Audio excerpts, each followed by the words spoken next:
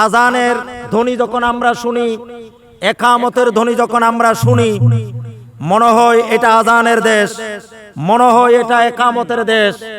আসলে এর পিছনে সবচেয়ে বড় কারিগর যারা এই কাজগুলো করেছেন, নিঃসন্দেহে বলা যায় তারা হচ্ছে পীর এবং ফকিরেরা। সেই জন্য এটাকে শাহজালালের বাংলাদেশ বলা হয়, যেহেতু এর নাম সর্বাগ্রে আছে। শাহজালাল, শাহ ফরান, শাহ মখদুম, হযরতে গৌসুল আজম মাইজভান্ডারী, শাহিনশাহ শ্রীকোট, শাহে আমানত, হাফেজ মুনিরউদ্দিন নুরুল্লাহ সহ, ইমামে শের বাংলা সহ অসংখ্য আউলিয়া ইকরাম, পীর ফকিররা আমাদেরকে আল্লাহ এবং আল্লাহর রাসূলের তরফ থেকে শ্রেষ্ঠ আমানত দ্বীন এবং ঈমান আমাদেরকে দিয়েছেন। আমরা তাদের কাছে কৃতজ্ঞ। আমরা তাদের শুকরিয়া আদায় করে আমাদেরকে যে ঋণী করেছেন, আমরা এই ঋণ আমরা কখনো শোধ করতে পারবো না। আল্লাহ রাব্বুল আলামিন এই পীর ফকিরের উসিলায় আজকের এই ফতেহাবাদ ঐতিহাসিক সুন্নি কনফারেন্স আল্লাহ কবুল আর মঞ্জুর করুক, আমিন বলুন। এখানে সংক্ষেপে যদি আমাকে বলতে হয়, আমি এতটুকুন বলবো, বিশাল এবং এই ব্যাপক এই বিষয়টা আমি অত্যন্ত 2-4 মিনিটের ভিতরে আমি এভাবেই বলবো যে পীরের কোয়ালিটি কি, পীরের যোগ্যতা কি। এটা ফার্সি শব্দ, আরবিতে তাকে মুর্শিদ বলা হয়। আরশাদা ইউরশিদু, এরশাদান মুর্শিদুন, এটা হচ্ছে রাস্তা দেখানো। আল্লাহ এবং আল্লাহর রাসূলের রাস্তা যারাই দেখায়, সিরাতুল মুস্তাকিমের পথ যারাই দেখায়, দ্বীন ধর্মের পথ যারাই দেখায়, কোরআন এবং সুন্নাহর পথ যারাই দেখায়, সরল সঠিক পথ তথা জান্নাতের পথ যারা দেখাতে পারে, এদের নামই হচ্ছে পীর ফকির। সুবহানাল্লাহ, সুবহানাল্লাহ। তো এদের যে যোগ্যতার যে কথাগুলো বলা হয়েছে, নিঃসন্দেহে হযরত শাহজালাল, শাহ ফরান, শাহ মখদুম, গৌসে মাইজভান্ডার, শেরে বাংলা, শাহিনশাহ শ্রীকোট, হাফেজ মুনিরউদ্দিন নুরুল্লাহ সহ নিশ্চয়ই এই কোয়ালিটির পীরেরাই হচ্ছে যোগ্যতা সম্পন্ন পীর, যাদেরকে আল্লাহ এবং আল্লাহর রাসূলের তরফ থেকে কমান্ড করা হয়েছে, নির্দেশ দেওয়া হয়েছে এবং এজাজত দেওয়া হয়েছে এই জমিনে দ্বীনের ঝান্ডাকে উড্ডীন করার জন্য, কলেমার ঝান্ডাকে উড্ডীন করার জন্য। এরা নিজেদের এই যোগ্যতা বলে আল্লাহ এবং আল্লাহর রাসূলের তরফ থেকে দেওয়া যোগ্যতা নিয়ে এই দেশে সফলভাবে দ্বীনের ঝান্ডাকে উড্ডীন করেছেন। নিঃসন্দেহে যাদের নাম বলেছি এরাই হচ্ছে কোয়ালিটিপূর্ণ পীর, এবং এদের অনুসরণে আজ অবধি এই জমিনের মধ্যে পীরের, সেই পীর মুরিদের যেই চর্চা, শরীয়ত তরিকত মারফত হাকিকতের যেই চর্চা আজ অবধি আমরা দেখতে পাচ্ছি। নিশ্চয়ই যাদের নাম ধরেছি এরা সহ আরো হাজার হাজার লক্ষ লক্ষ এই সমস্ত আউলিয়া ইকরামের অবদান নিশ্চয় এর মধ্যে রয়েছে। আমার বাবারা, ভাইরা, ন্যূনতম যে যোগ্যতা একজন পীরের ভিতর থাকা দরকার।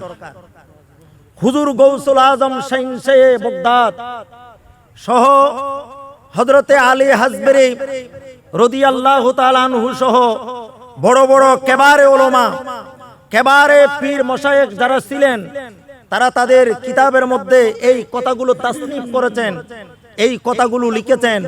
অন্তত একজন পীর হওয়ার জন্য, মুর্শিদ হওয়ার জন্য, তরিকত দেখাবার জন্য, আল্লাহ এবং আল্লাহর রাসূলের ওই রাস্তা দেখাবার জন্য ন্যূনতম যে কোয়ালিটির কথা বলা হয়েছে, যেই সলাহিয়ত, যেই যোগ্যতার কথা বলা হয়েছে, সেখানে বলা হয়েছে অন্তত কোরআনে কারীমের যে তাফসীর, এই তাফসীরের মধ্যে তাফসীরে জালালাইন শরীফ পড়াবার যোগ্যতা যার ভিতরে আছে। দ্বিতীয় নম্বর, হাদিসের জগতে যেই কিতাব, শুরুতেই যেই কিতাব আমরা পড়ি, প্রাইমারিতে যেই কিতাব আমরা পড়ি, মেশকাত শরীফ পড়াবার যেই যোগ্যতা, তিন নম্বর কোয়ালিটি যেটার বলা হয়েছে ফেকার একটা কিতাব, অন্তত কুদুরি অথবা শরহে বেকায়া, এই কিতাবগুলো পড়াবার যোগ্যতা যাদের ভিতরে রয়েছে তারাই হচ্ছে শরীয়ত এবং তরিকতের পীর ও মুর্শিদ। জোরে বলেন সুবহানাল্লাহ। এই তিনটা কিতাব যারা পড়তে পারে এবং পড়াইতে পারে, সার কথা হচ্ছে সেটাই। এই তিনটা কিতাব যারা পড়তে পারে এবং পড়াইতে পারে এরাই পীর হওয়ার যোগ্যতা রাখে। আসলে সময় তো চলে যাচ্ছে, আমার সময় আসলে একেবারে সংক্ষেপ, কথা বলতে গেলে অনেক সময়ের প্রয়োজন। যাই হোক, আমি 2-1 মিনিটের ভিতরে আমি মুরিদের কোয়ালিটি নিয়ে, পীরের কোয়ালিটি বললাম, মুরিদের কোয়ালিটি নিয়ে, হ্যাঁ, মুরিদ এবং পীরের দুজনের কোয়ালিটি নিয়ে একটা হেকায়ত 2-1 মিনিটের ভিতরে বলবো। যে পীর কোন ধরনের কোয়ালিটি পীর রাখেন, যেই পীরের নজর যদি মুরিদের পকেটের দিকে থাকে সেটা কখনো পীর হতে পারবে না। এবং মুরিদের ঘরে ঘরে যদি কোনো পীর যদি মুরিদের ঘরে ঘরে যায়, মুরিদের ঘর তালাশ করে, মুরিদের ঘর তালাশ করে, মুরিদের ব্যবসা প্রতিষ্ঠানে যায়, মুরিদের পকেটের দিকে নজর করে এবং মুরিদ থেকেই গরু খুঁজে, ছাগল খুঁজে, মহিষ খুঁজে, এরা কখনো পীর হবার যোগ্যতা রাখে না। দুনিয়াবি সম্পদ এর থেকে কোন পীর এগুলা থেকে নিজেকে গুটিয়ে রাখতে হবে। আল্লাহ এবং আল্লাহ রসুলের তরফ থেকে পীর যারা হবে তাদের ঐতিহাসিক দায়িত্ব হচ্ছে মুরিদের সিনা থেকে, মুরিদের কলব থেকে দুনিয়া নামক ওই জিনিসটা বের করতে হবে। যেহেতু দুনিয়া হচ্ছে সকল পাপের মূল, হ্যাঁ, দুনিয়া হচ্ছে সকল পাপের মূল, সেই জন্য দুনিয়া অন্তর থেকে বের করতে হবে। একজন লোক পীরের কাছে গেলেন, এই কথাটা দেওবন্দীদের গুরুর গুরু, গুরুর গুরু, গুরুর গুরু, গুরুর গুরু মাওলানা আশরাফ আলী থানভী সাহেব, উনি তার একটা কিতাবের মধ্যে এনেছেন। অত্যন্ত সুন্দর এবং একটা চমৎকার হেকায়ত উনি এনেছেন। একজন লোক গেলেন পীরের কাছে মুরিদ হওয়ার জন্য। তো মুরিদকে পীর জিজ্ঞাসা করলেন যে আমার কাছে পীর হওয়ার জন্য, মুরিদ হওয়ার জন্য কিছু কিছু শর্ত শরায়াত আছে, যে দুনিয়া অন্তরের ভিতরে থাকতে পারবে না, তোমার কাছে সম্পদ থাকতে পারবে না। বলল তোমার কাছে কি আছে? বলে আমার কাছে 100 দিরহাম আছে। বলতে 100 দিরহাম যদি তোমার কাছে থাকে তাহলে দুনিয়া তোমার ভিতরে আছে। দুনিয়া যদি তোমার ভিতরে থাকে তরিকতের মজা পাবে না, শরীয়তের মজা পাবে না, মারফতের মজা পাবে না, হাকিকতের মজা পাবে না।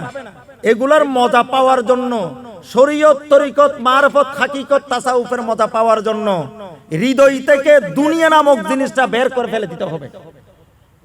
এখন মুরিদ বলল ঠিক আছে আমি 100 টাকা, হ্যাঁ, পীর বলল তুমি এগুলো থেকে মুক্ত হয়ে আসো। মুরিদ বলল আমি ঠিক আছে মুক্ত হয়ে আসবো। পীর বললেন কিভাবে মুক্ত হবে? বলে আমি এই 100 দিরহাম এগুলো কোন ফকির অথবা মিসকিনকে আমি দিয়ে ফেলবো। বলে যে সেভাবে হবে না। তুমি যদি এই 100 টাকা ফকির মিসকিনকে যদি দাও তাহলে তোমার ভিতরে একটা অহংকার কাজ করবে। কি অহংকার? তুমি যখন কোন মিসকিনকে 100 দিরহাম দিতে যাবে, কোন ফকিরকে 100 দিরহাম দিতে যাবে, তখন নিজের ভিতরে একটা অহংকার আসবে। কিসের অহংকার? যে নিজে নিজে তুমি ভাববে একজন দানবীর। সুতরাং কাউকে তুমি কোন ফকিরকে, কোন মিসকিনকে 100 টাকা দিতে পারবে না। তবে কি করবা? মুরিদ বলে তাহলে আমি এই 100 দিরহাম সমুদ্রে নিক্ষেপ করব। সমুদ্রে নিক্ষেপ করব। পীর বলল কিভাবে নিক্ষেপ করবা? বলে 100 দিরহাম একসাথে। বলে তাও হবে না। কিভাবে নিক্ষেপ করবা? প্রত্যেক দিন একটা একটা দিরহাম সমুদ্রে নিক্ষেপ করতে হবে। তাহলে তুমি যদি একসাথে 100 দিরহাম নিক্ষেপ করো তাহলে অন্তরে আঘাত একবার পাবে। যেহেতু এটা তোমার ঘাম ঝরা টাকা, পরিশ্রমের টাকা, কষ্টের টাকা, এগুলা নদীতে ফেলে দিতে গেলে তোমার আঘাত লাগবে অন্তরে।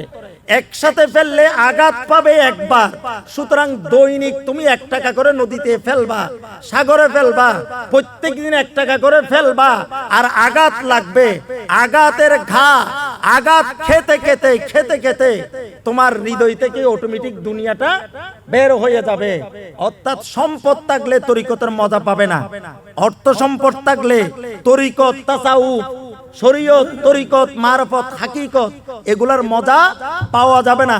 তিরমিজি শরীফের হাদিস আমি বলতেছি শরীয়ত, তরিকত, মারফত, হাকিকত, হয়তো অনেক ভাইরা শুনে এগুলাকে বেদাত বলে, আসলে এটা তিরমিজি শরীফের হাদিস।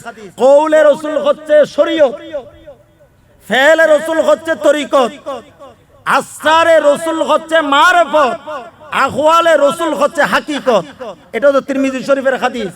যাই হোক, আল্লাহ আমাদেরকে প্রকৃত অর্থে শরীয়ত এবং তরিকত, মারফত এবং হাকিকত এগুলাকে উপলব্ধি করে আদর্শ মানুষ হওয়ার জন্য, সঠিক মানুষ হওয়ার জন্য, উপযুক্ত দেশপ্রেমিক হওয়ার জন্য এগুলার চর্চা এবং এগুলার অনুসরণের কোনো বিকল্প নাই।